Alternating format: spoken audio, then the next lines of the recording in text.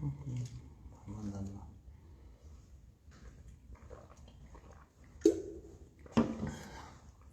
Boa noite, boa noite. Fala, Patrick. Tudo bem?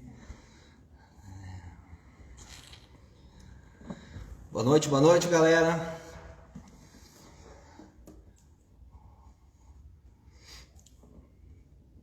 Vamos conversar um pouquinho hoje sobre estabilidade, sobre mobilidade.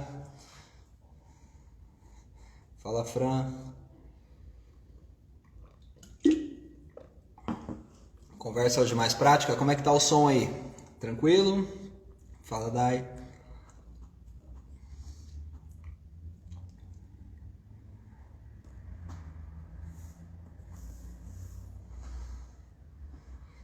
Já começamos então, mais um minutinho, começamos.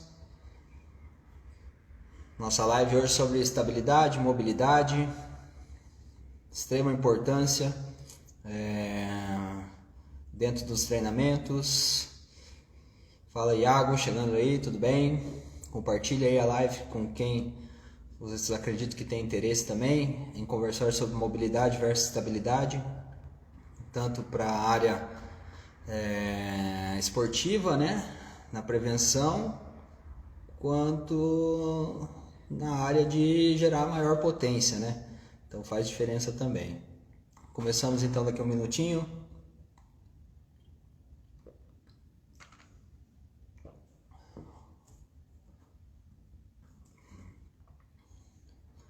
Hoje uma live mais prática, falando sobre as suas articulações e benefícios aí que a gente pode ter na leitura do nosso aluno, pensando em melhores resultados. Um minutinho então, já começamos. Vamos lá, compartilha essa live aí, puxa no aviãozinho aí, compartilha o link. E a gente já começa então com conteúdo hoje de bastante qualidade, bastante prática e de extrema importância, né? Tem algumas perguntas ali que foram geradas, que a gente vai tentar responder da melhor maneira, podendo contribuir. Vamos lá, já começamos.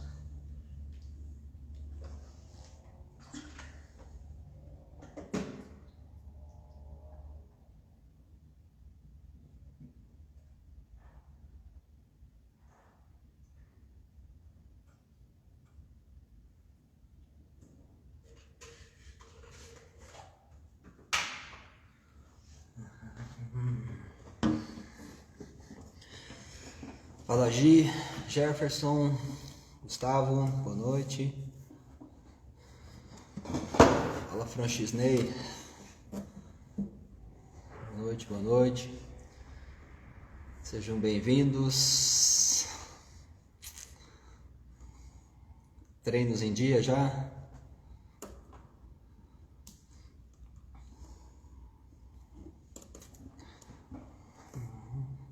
Vamos lá.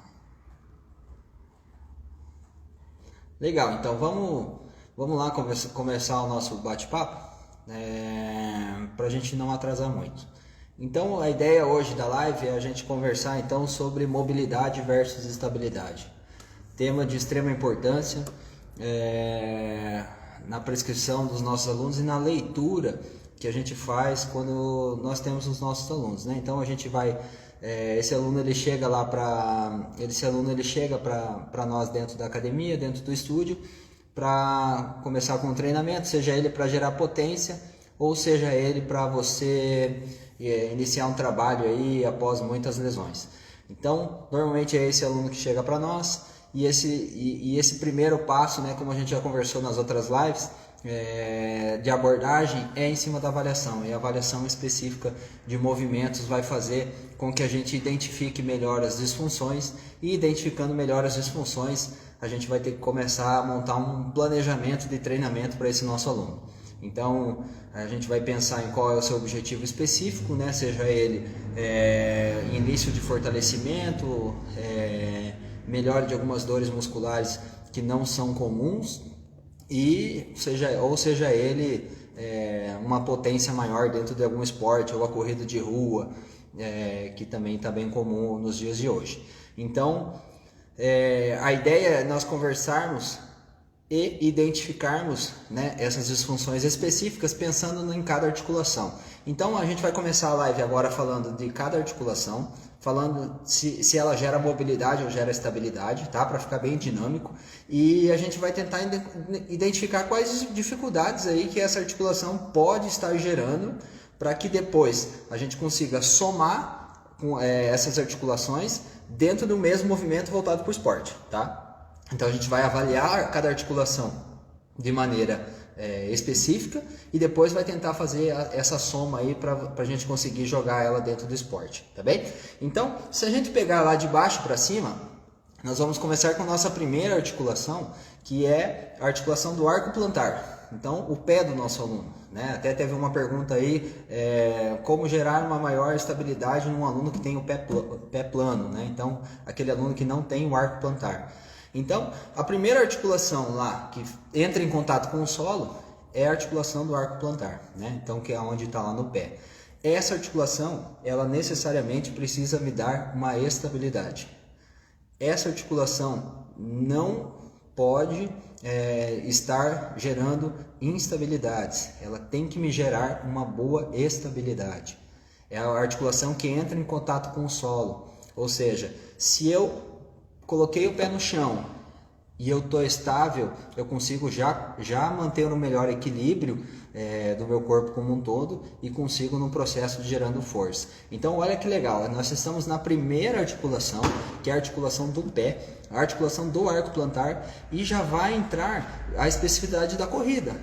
Então imaginem só, sabemos que quanto mais estável eu estou, mais produção de força eu consigo gerar. Quanto mais instável eu estou, menos força eu consigo gerar. Então, até um alerta, né, para os nossos colegas profissionais que muitas vezes trabalham com instabilidade, liga esse alerta. Por quê?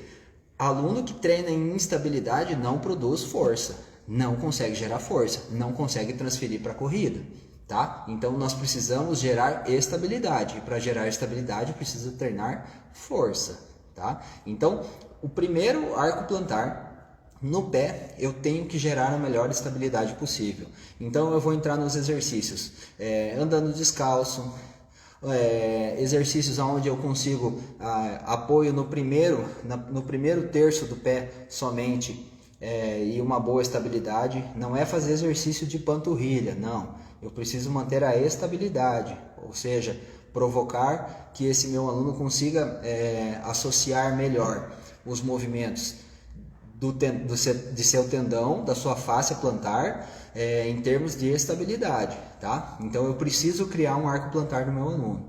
Lembrando que meu aluno, se ele não tem essa boa estabilidade, se esse pé é plano, se esse pé desaba na hora do caminhar, esse aluno não vai conseguir gerar potência, não vai conseguir gerar força, né? Inclusive entrou um cara aí agora na nossa live, chegando aí, boa noite, Vini, e já estamos falando de você aqui. Com o pé mais instável possível, menos produção de força. Então esse cara tem que gerar muito mais produção de força para conseguir alcançar uma velocidade, tá? Então, primeira articulação, pé. Pé, arco plantar, maior estabilidade para eu conseguir gerar maior produção de força, beleza? Tranquilo? Se for gerando dúvidas aí, porque a live hoje ela é mais dinâmica, ela é mais prática, escreve aí para nós, a gente vai tentando entrar nessa mesma onda aí, se alguém tiver dúvida. Então, aquele cara que é corredor, aquele cara que, né, joga futebol, ele precisa ter um bom arco plantar. Tá? Ou ele precisa pelo menos ter força aí para gerar o máximo de estabilidade possível no pé. Tranquilo? Acima do pé nós vamos ter aí quem? Tornozelo. Tornozelo que gera mobilidade, né? Então, estabilidade no arco plantar, o meu tornozelo ele vai gerar uma melhor mobilidade. A mobilidade do tornozelo, ela é para dorsiflexão, plantiflexão, inversão e eversão, né? Então, o corpo permite que o seu tornozelo faça esses movimentos, tá? Não quer dizer que a gente vai usar todos esses movimentos a todo momento, mas para alguns exercícios específicos, né? No caso aí agachamentos, avanços, a própria corrida, ela exige um mínimo de mobilidade aí de dorsiflexão, plantiflexão.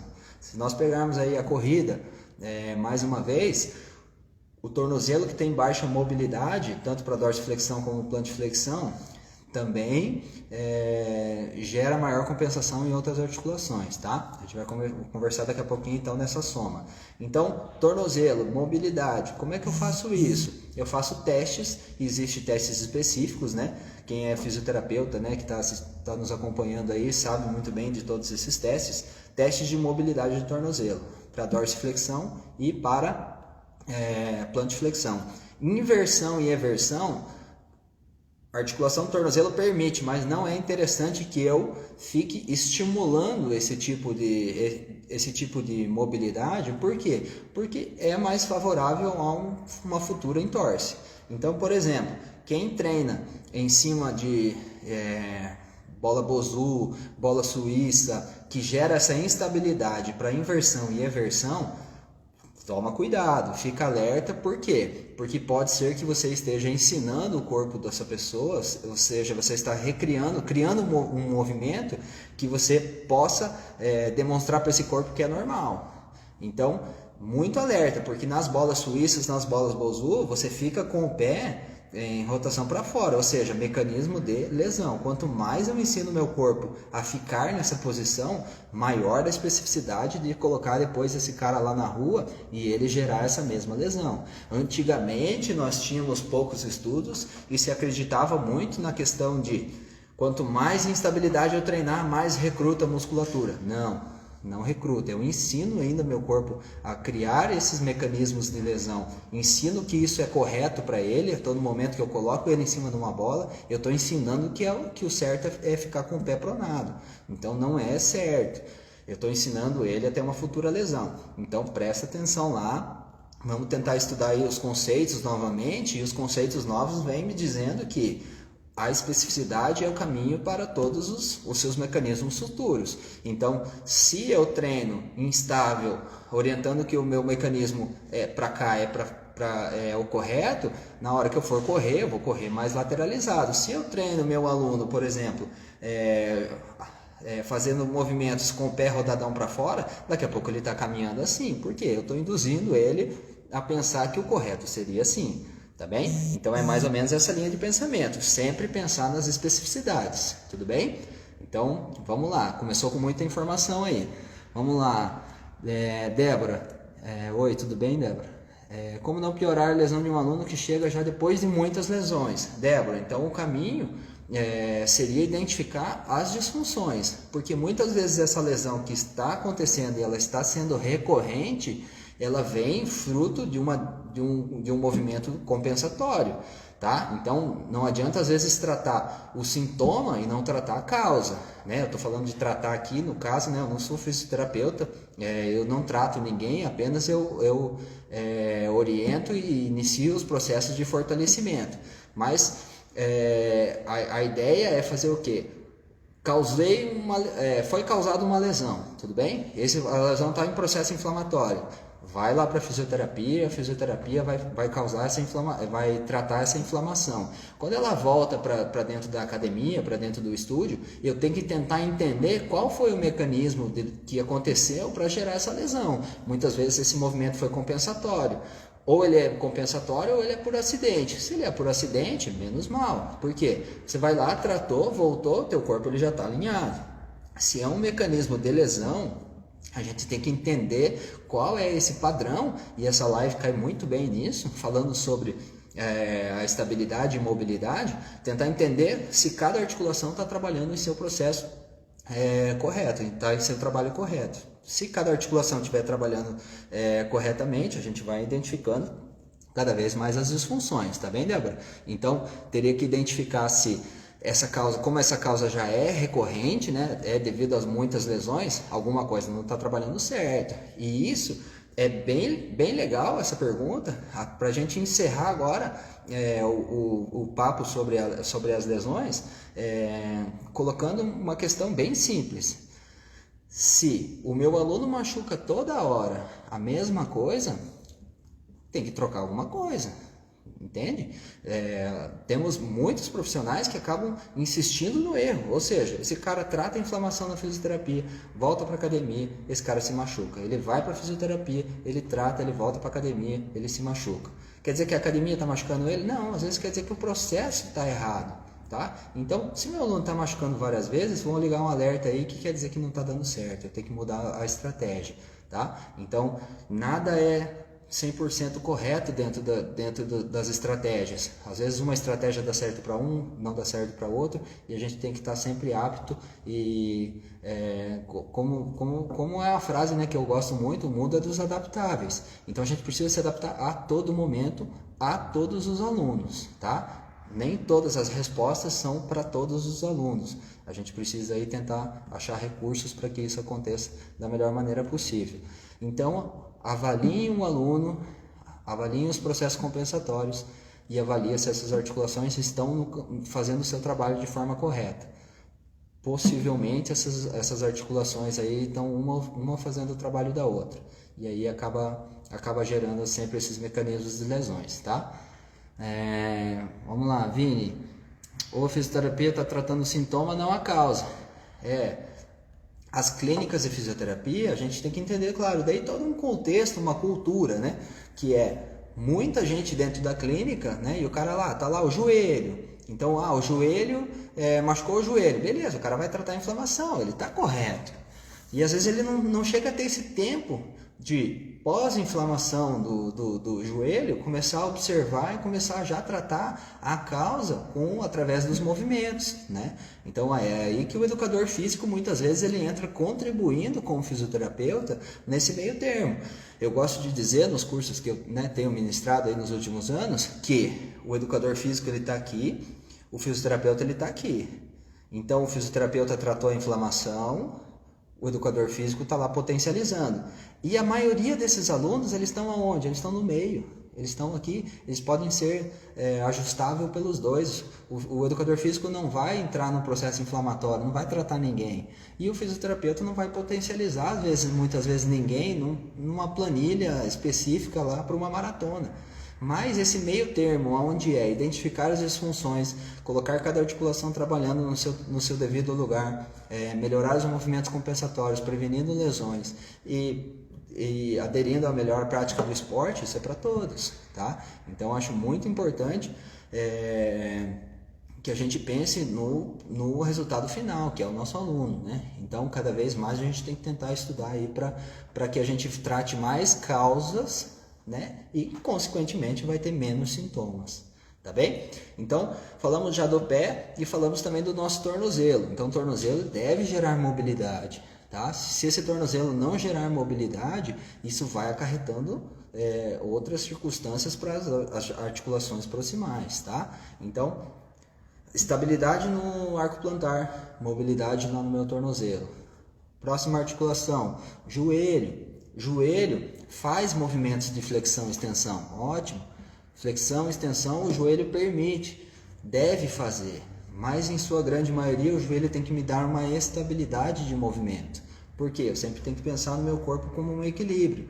Então, quem que estabiliza melhor o meu joelho? Inicialmente, internamente, são os ligamentos, né? Então temos aí ligamentos cruzados, né? Cruzado anterior, cruzado posterior e os colaterais. E eles dão essa estabilidade no joelho, mas apenas eles não dão total segurança e eles não aguentam muita pancada. Então, quem tem que fazer esse papel, né, e até foi uma das perguntas, né, que a gente teve sobre melhor estabilidade do joelho, são 4 tipos de musculatura. São os adutores, os abdutores, os posteriores e os anteriores.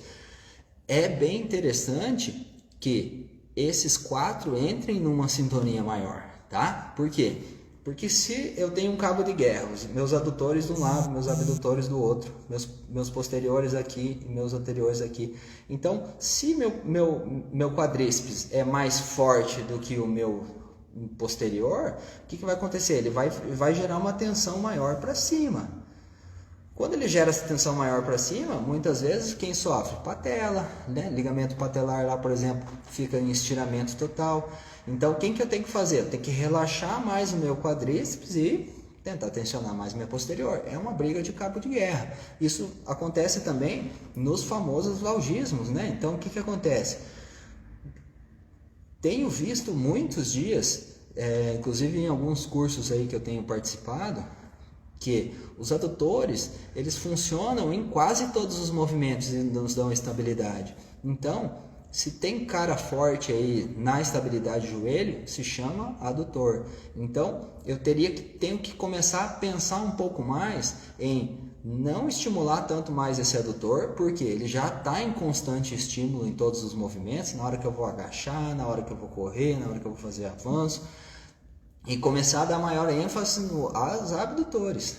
E esses abdutores, sim, eles têm mostrado cada vez mais que estão ficando para trás e que a gente deve sim estimular para que consiga melhorar cada vez mais esses valgismos, tá? Isso pensando, claro, que o joelho já está estável com um arco plantar bem formado, porque se esse arco plantar lá embaixo não está bem formado, se esse pé já está desabando para dentro, esse joelho aí, consequentemente, ele vai estar muito mais em desequilíbrio, tá? Então, pensei no joelho, pensei em maior estabilidade. Se eu pensei em estabilidade do joelho, eu tenho que pensar num cabo de guerra, e esse cabo de guerra ele é formado, então, por 4 lados: adutores e abdutores, flexores e os extensores, né? Então, meu quadríceps, meu posterior, meu adutor e meus glúteos, né? Meu tensor da face lata aí, podendo, claro, fazer o equilíbrio aí desse joelho. Lembrando que o joelho, ele dá muitos sinais antes de começar a ter uma lesãozinha aí, antes de gerar um processo inflamatório, antes de gerar uma tendinite. Então é interessante, e é um post bem interessante, eu já comentei algumas vezes aqui com vocês, de se ter um aluno inteligente. O que é um aluno inteligente? O aluno que vai saber identificar desde o primeiro momento o que não está acontecendo, que é normal. Dores nunca são normais. As dores, elas são projetáveis, ou seja, pela estratégia de treino eu posso, gerar algumas dores, mas tudo isso é mensurável e tudo isso tem que ser interpretável pelos alunos. O aluno tem que saber que tipo de dor está acontecendo com ele, que tipo de dor ele está enfrentando, se essa dor ela é mais fisgada, se essa dor ela é mais contraturada, né? Por exemplo, qual é a diferença aí de se treinar estabilizadores e qual a resposta que eles nos dão? E qual resposta me dá músculos que são mais superficiais, que me dão movimento? São respostas diferentes, tá? São ações diferentes que a gente pode entrar aí cada vez mais numa próxima live falando sobre a diferença das ações musculares e diferença das respostas musculares que essas estratégias de treino podem gerar, tá? Então, pensando no joelho, eu tenho que pensar em diminuir cada vez mais esse valgismo, né? Onde que eu identifico? Lá na outra live sobre as avaliações, a gente conversou sobre identificar as funções e identificar o valgo dinâmico, tá? Lembrem que na avaliação postural, eu posso apresentar valgismo ou até um joelho varo, mas pode ser também genético. Eu tenho que avaliar sempre o movimento, tudo bem? Passamos então do joelho. Se alguém tiver pergunta aí, quiser mandar, manda aí, tá? A gente vai conversando aí. Eu tô vendo que tem alguns amigos fisioterapeutas também na live, para que a gente possa aí gerar um melhor conteúdo possível, tá? Para quem está assistindo ou para os nossos colegas aí que às vezes não estão tão atentos à área, né? E que possam gerar algumas dúvidas. Acima do joelho, então, temos o quadril. Se meu joelho deu estabilidade no quadril, a tendência é que me dê mais mobilidade. Então nós vamos pegar lá a cabeça do fêmur no acetábulo, né, na lateral da pelve, e ele vai gerar essa mobilidade, ou seja, me dando amplitude de movimento para todos os lados em forma de rotação, né? Então ele vai fazer aí flexão, extensão, adução, abdução e em forma de rotação, né? Que a cabeça do fêmur vai trabalhando aí no acetábulo. Claro que sabemos de diferentes estilos de cabeça de fêmur, com diferentes acetábulas, estilos, pessoas com pernas maiores, pessoas com pernas menores, pessoas com acetábulos menores, então diminui também a porção do contato, geram menores dores, e é aí que a gente depois vai aplicar, identificando essas diferenças nas amplitudes dos movimentos, na hora do agachamento, né? Até onde esse aluno, por que esse aluno só agacha até aqui? Por que aquele lá agacha mais? Né? Então a gente vai pensar aí, não existe um padrão específico, né? Nós queremos que os alunos alcancem a amplitude maior possível, desde que todas as articulações se mantenham em maior sinergia. Então, a articulação do quadril gera maior mobilidade, tá? Então, a gente precisa e necessita agachar. Não pode deixar de agachar, porque senão a gente vai perdendo cada vez mais e mais e mais mobilidade articular do quadril.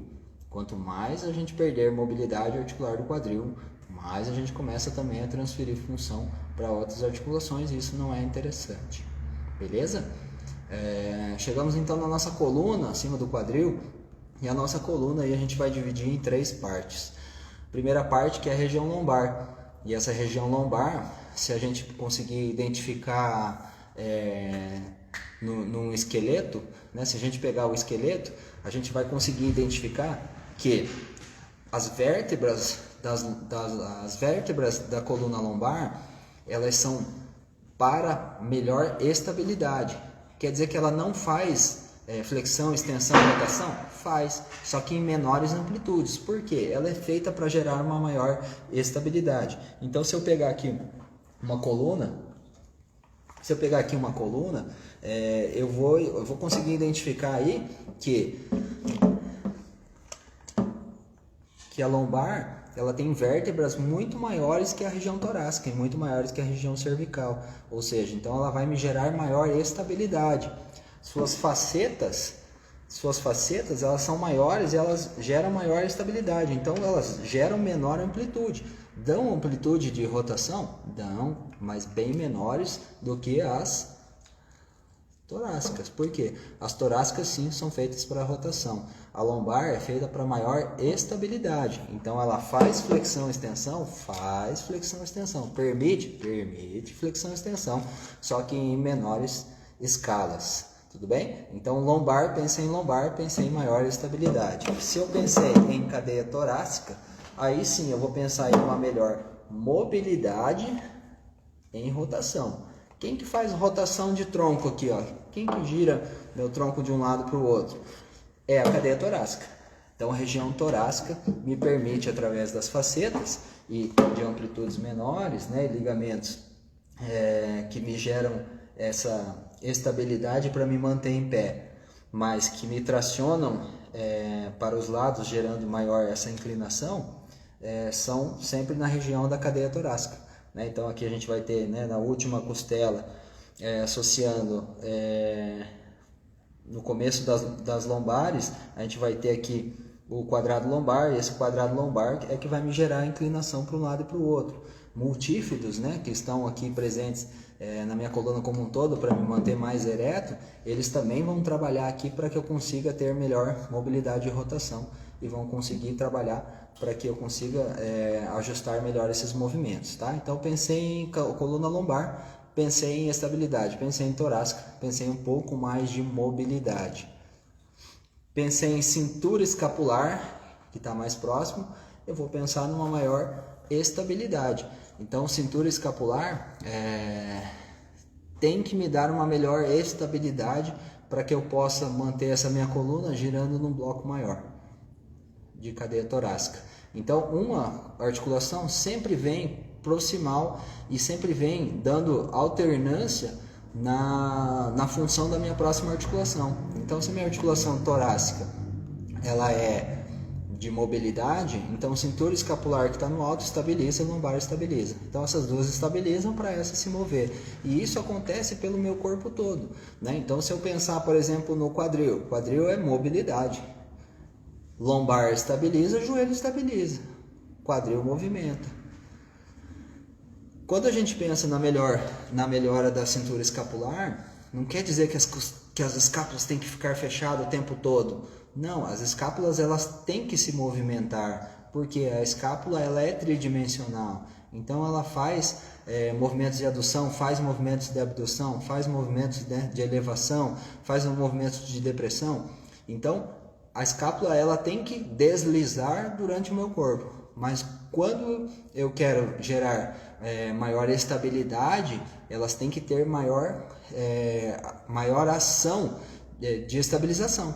Tá? Não quer dizer que ela tem que ficar em adução para ela gerar melhor estabilidade. Não, ela tem que estar numa posição neutra, e na posição neutra aí sim eu consigo gerar maior estabilidade para conseguir realizar o movimento de mobilidade nas proximais. Tá? Então, até é bem importante a gente colocar sobre as ações da minha escápula, porque a escápula que fica mais em abdução ou em uma outra tradução mais alada, ela vem e ela gera uma pressão em cima do ombro, e isso faz com que eu tenha uma rotação interna de ombro. Então, se eu tenho uma escápula que fica mais alada, um pouco mais para fora, eu jogo meu ombro para dentro. Jogando meu ombro para dentro, meu ombro foge da sua casa, ele foge do neutro, e ele fugindo do neutro, ele já gera um maior estresse, ele fica mais instável. Então, muitas vezes o nosso aluno ele vai começar um movimento onde ele precisa de uma mobilidade maior de ombro, já em sofrimento. Esse ombro tem que realizar duas funções, e não é a função do ombro gerar estabilidade. Então, até comentando lá com uma das questões, que a Débora aí até comentou, meu aluno é recorrente de lesão e tudo mais. Então, o ombro é um caso bem específico, que às vezes a pessoa vai para a fisioterapia, ele faz trata o sintoma, e daí ele volta, e daí eu começo a fortalecer o ombro de novo. O ombro é para gerar mobilidade, amplitude de movimento. O ombro não é para gerar estabilidade. Quem tem que gerar estabilidade é a cintura escapular. Tá? Então, pensar nas articulações funcionando como um todo é de extrema importância para que a gente consiga fazer cada articulação realmente trabalhar de maneira tranquila. Aonde é a posição ideal de cada articulação? Neutro. O mais neutro possível. Quanto mais neutro possível, melhor o trabalho que essa articulação consegue promover. Tá bem? Então, um alerta bem grande para essas articulações trabalhando cada uma em suas funções, um alerta bem grande para que cada uma dessas articulações auxilie a gerar maior potência. Então, se a gente promover agora, que a gente colocou as principais articulações aí, pé, tornozelo, joelho, quadril, lombar, torácica, cintura escapular e o ombro, a gente tem que pensar agora, começar a colocar o conjunto dela funcionando.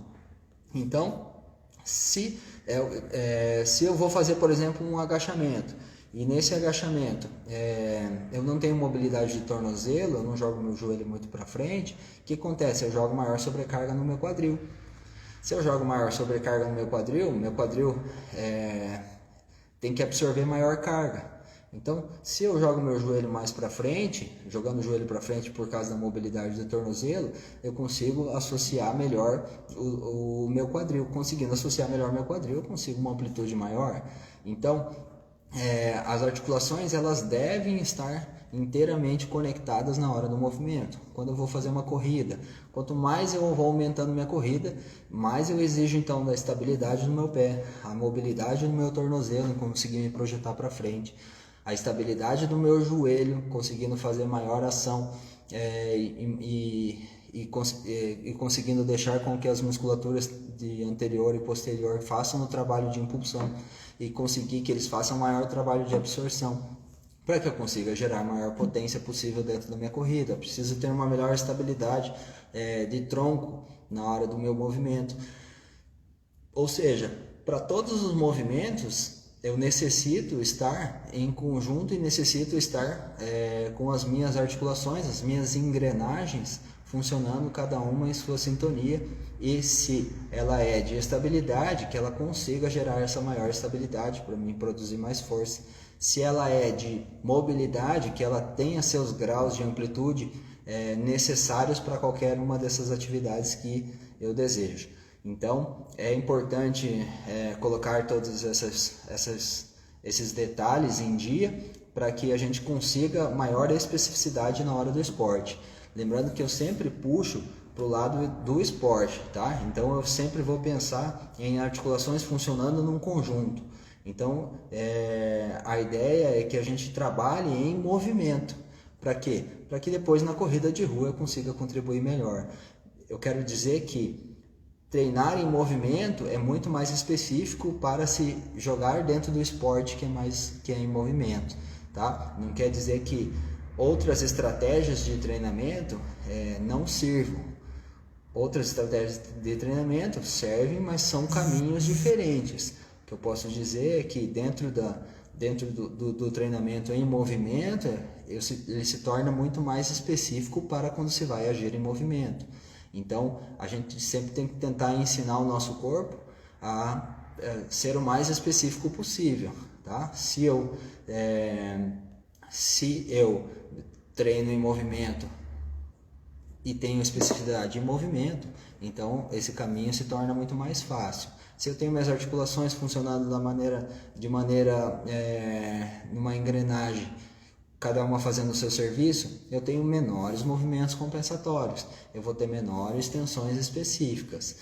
Tudo isso pensando no equilíbrio das articulações. Agora eu tenho que pensar também que, gerando essa estabilidade, na hora que eu vou produzir movimento, aí eu tenho que pensar nos meus trilhos anatômicos funcionando de maneira conjunta, tá? Então eu até coloquei aí o exemplo de uma aluna nos stories, ela produzindo força em diagonal. Por quê? Eu identifiquei que no oblíquo posterior dela, que é dorsal com glúteo de forma cruzada, na hora da corrida está tendo menor produção de força comparado ao outro lado. Então o sistema oblíquo posterior, que é um dos sistemas dos trilhos anatômicos que me geram produção de força, e é até por isso que nós caminhamos de maneira cruzada, né? Então quando a gente vai caminhar, a gente coloca lá braço esquerdo na frente, perna direita na frente, braço direito na frente, perna esquerda na frente. Por que a gente caminha cruzado? Porque os nossos trilhos anatômicos eles são feitos cruzados, e dessa maneira cruzada é onde ele consegue produção de força, gerar equilíbrio, tá? Então se a gente quiser ir contra isso, a gente vai caminhar braço direito com perna direita, braço esquerdo com perna esquerda, e não. Por isso que a gente tem a cadeia torácica fazendo maiores rotações, por isso que a gente tem os trilhos anatômicos em cruzado, uma produção maior de força. Então eu consegui identificar aqui uma aluna, por exemplo, ela está jogando média nos dados do relógio, média de 56% para um lado e 44% para o outro, ou seja, está gerando força desproporcional. E daí a gente foi identificar, quando a gente pega na cadeia cruzada dela, no caso ombro esquerdo com glúteo direito, está muito fraco, está com baixa estabilidade, mesmo a pessoa produzindo força. Ou seja, a gente está conseguindo identificar que mesmo ela gerando força, correndo bem, tendo bons paces, tem coisa para melhorar. E pode ser, quem sabe, uma futura lesão, aí, uma futura tendinite, se não abordado de início. Porque as pessoas que não praticam esporte, elas também não exigem do corpo, também não quer dizer que isso está bem, né? Então, quando a pessoa está aqui dentro do nosso estúdio voltado para o esporte, ela está exigindo do corpo dela. Quando ela está exigindo do corpo dela, aí sim é onde a gente consegue identificar esses movimentos mais compensatórios, tá? Então, quanto mais parado a gente treina, menos a gente exige do conjunto das articulações. Não quer dizer que não está exigindo, quer dizer que exige, mas de maneira isolada. Quando eu coloco isso à prova dentro lá, por exemplo, de um beach tênis, isso se torna muito mais potente, ou seja, eu tenho que ter uma sincronia muito maior. Se eu coloco dentro de uma corrida, né, ou no próprio triatlon, onde eu vou nadar de maneira horizontal, daqui a pouco eu vou pedalar sentado, fazendo uma produção maior de força, deitado, né, no clipe da bike, e depois vou levantar para correr, eu tenho que ter uma sinergia dessas articulações funcionando da melhor maneira possível. E é por isso que eu bato tanto em cima do treinar em movimentos, para depois produzir melhores movimentos na hora das especificidades. A ideia do bate-papo de hoje era então falar sobre essas articulações e a importância que essas articulações têm. E das articulações que nos geram estabilidade, pensar em como elas estão gerando maior estabilidade. Tá? Se você tem alguma dúvida ainda sobre essas articulações, volta lá para a avaliação física e faz a avaliação física em movimento. Nessa avaliação física de movimento, acredito que você vai começar a ter uma visão diferente já desses possíveis movimentos compensatórios que esse teu aluno já está gerando. tá bem? Então, a ideia é sempre que a gente consiga antecipar o máximo de movimentos compensatórios que vão ser gerados lá dentro do esporte específico, quando a gente está fazendo força, e que a gente consiga aí sempre uma produção maior de força. Vou deixar aberto aqui o final da live para quem tem alguma pergunta específica, né? Eu vejo que tem alguns esportistas aqui também dentro da live. Então, se alguém tiver alguma pergunta específica, alguma dor aí que está incomodando, mas que ainda não é uma lesão, mas que pode estar incomodando, comenta com nós que eu vou ler algumas perguntas aqui também que deixaram na nossa caixinha de perguntas lá nos stories e que vão ser bem práticos aí para que, quem sabe, ajude os nossos próximos colegas. Então, quem tiver alguma dúvida de dor específica ou que possa produzir mais força, coloca aí que a gente pode conversar um pouquinho mais, tá bem? Para a gente finalizar aí nossa live. Enquanto isso, eu vou colocar algumas situações aqui. Então, teve uma colega que colocou aqui que a aluna tem muita dor no ombro. Então, como proceder com a dor no ombro? Como começar uma análise da dor no ombro? Então, a dor no ombro, a ideia é que eu consiga, na base dos livros de Michael Bolle, que é um grande difusor aí dentro do treinamento funcional e dos padrões de movimento, sempre que uma pessoa tiver dor em alguma articulação, eu primeiro faço a avaliação das proximais. Então, por exemplo, se ela tem dor no ombro, quem que eu vou identificar que é mais próximo que a gente conversou aqui? Cintura escapular ou no cotovelo? Cotovelo, uma articulação de menor amplitude, menor projeção. Ela é de estabilidade, mas ela tem menor importância próximo de uma cintura escapular. Então, quem que eu vou avaliar primeiro para conseguir identificar se esse ombro aí, o que está acontecendo com esse ombro? Primeiro é tentar identificar a cintura escapular, tá? Então começaria por aí. Identifica a cintura escapular, veja se está gerando estabilidade, veja se essa minha escápula ela está tendo todos os seus movimentos, seus deslizes de modo que tem uma boa amplitude. Então começo por aqui, tá? Nunca vou começar lá por onde a pessoa está sentindo a dor específica. Eu sempre vou dar uma analisada na outra, porque é o que a gente acabou de comentar.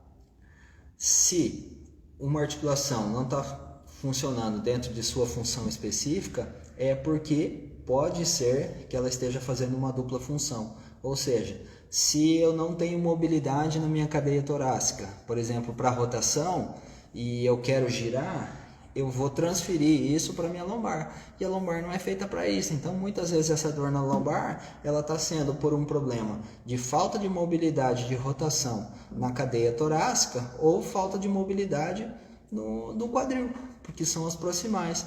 Então quando eu começo a avaliar essas articulações que estão mais próximas, eu consigo identificar muitas disfunções aí que podem ser melhoradas para aliviar uma dor específica, que é onde o aluno chega com uma maior queixa. Mariana, dor no ombro resolvida pelo Carrasco. A Mariana é um caso, né? Mariana é uma ultramaratonista aquática, né? Que ela tinha uma disfunção em uma das escápulas, né? Então uma das escápulas ela ficava mais presa, um pouco mais alada, e na hora de um volume maior de treinamento, né? Sempre esse movimento compensatório ele aparece. Como eu falei para vocês, muitas vezes o aluno que não exige da musculatura, ele nem percebe esses movimentos compensatórios. Já uma pessoa que tem altos volumes de treinamento, é onde essas disfunções mais aparentam. Então é onde a gente tem que criar esses alertas. Uma pessoa que chega com uma dor específica é fácil, né? É mais fácil para nós, porque ela já chega com essa queixa. Agora, a leitura que a gente tem que fazer dos alunos tendo movimentos compensatórios pequenos é onde que a gente tem maior desafio. Então, né, no caso da Mariana com os altos volumes, a gente gera uma atenção maior, né? Já para aquela região específica. Então, como a queixa dela sempre foi em cima do ombro, a gente bateu mais em cima de quem? Mais em cima da cintura escapular, e depois já foi identificando também, né, as rotações de cadeia torácica e já foi, né, sempre identificando e sempre colocando cada articulação para funcionar de maneira mais específica e aparentemente, né, diminuiu bastante aí todas aquelas inflamações maiores, né, Mariana? Então, o caso da Mariana é bem legal, assim, foi bem interessante, foi bem desafiador, né? Todo caso para nós é desafiador, porque você tentar fazer o ajuste com a pessoa sem parar de treinar, né? É onde a gente está o maior desafio, onde os pequenos ajustes que acabam colocando junto de um aluno que é inteligente, um aluno que sabe o que está acontecendo, é onde essa dor vai diminuindo gradativamente, né? E vai gerando melhores resultados aí para a pessoa conseguir praticar o esporte com o mínimo de dor possível. Então, bem legal. Então é mais ou menos isso, galera. Prestar atenção então nas articulações em seu trabalho específico, pensar nas articulações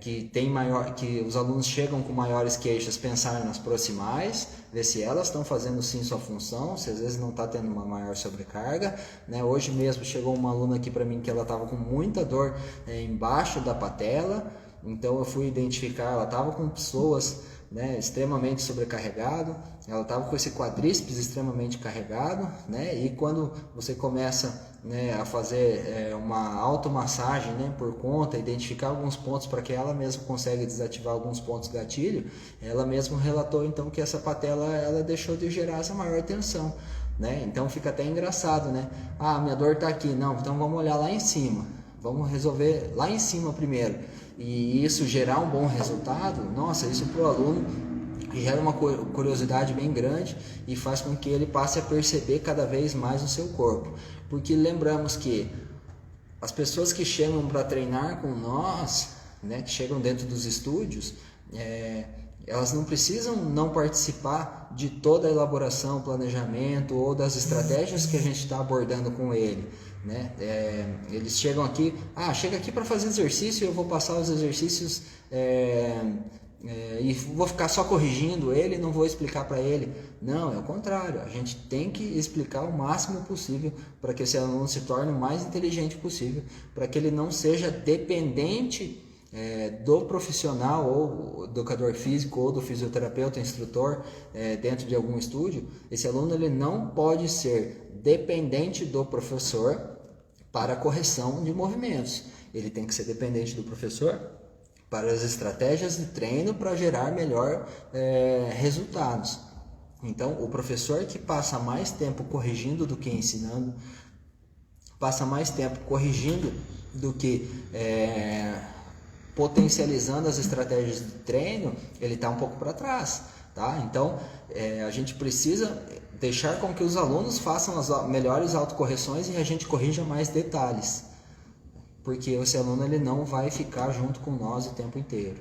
Então não adianta nada ele ficar uma hora aqui, eu alinhando ele não sabe qual estratégia eu estou utilizando, e eu vou alinhando ele, a hora que ele sai daqui ele fica todo torto. Por quê? Não é uma construção que você está fazendo junto do aluno, e sim uma correção ali sem você explicar nada para ele. Então, não é interessante que isso aconteça. O interessante para se gerar melhores resultados é com que o aluno entenda o que está acontecendo, é que o aluno participe das estratégias de correções que você está agindo com ele, tá? Então, é interessante que o aluno não vire dependente do professor para correções. Se todo dia você tem que corrigir um aluno de algum movimento, alguma coisa está errada. Ou você vai ficar a vida inteira corrigindo a mesma coisa, ou você parte para uma outra estratégia para tentar ensiná-lo para que você possa avançar com esse aluno. Então, muitos alunos não evoluem porque ficam nos mesmos erros a longo prazo. Então, isso não é interessante.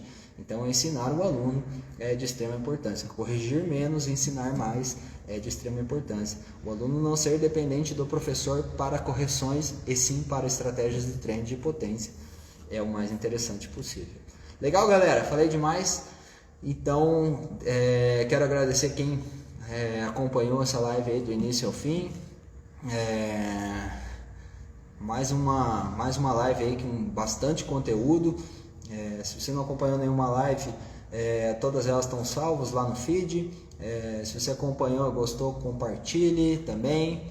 e deixem mais comentários para que a gente possa gerar cada vez mais conteúdos. Agradeço de novo a participação de vocês e fiquem atentos aí a mais conteúdos voltados aí para a área do esporte, tá? Então o meu real objetivo é que você tenha melhora no esporte, tá? A academia, o estúdio, a academia e tudo mais, ela está aqui para contribuir para que você prolongue cada vez mais dentro do teu esporte.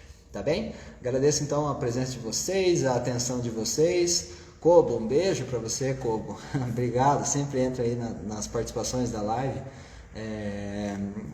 Um grande esportista aí do triatlo, né? Um exemplo de superação e que com certeza vai voltar cada vez mais forte, né? Inclusive, né? O Bavaresco também, né? Toda a galera do West Bikers, que grupo do qual eu participo, né? E me acolheram aí dentro desse esporte maravilhoso que eu aprendi a gostar cada vez mais e com certeza vamos continuar aí dentro desse esporte praticando aí as maiores distâncias possíveis e os maiores desafios possíveis dentro desse esporte.